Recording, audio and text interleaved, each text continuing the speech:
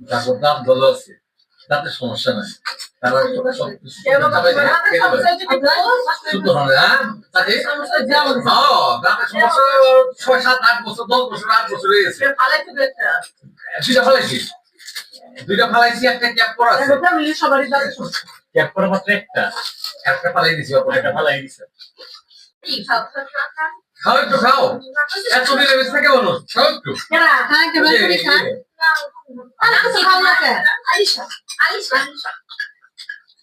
সবসময় খাই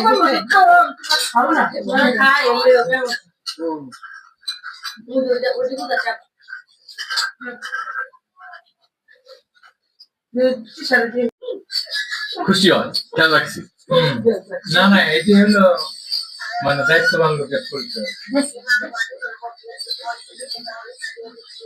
পরে আবার কি করছে, ইসুফ মামা হাজির সাহেব ভয়ে ছুঁয়ে গেছে যে চাচা বহে না, আমি আইতেছি।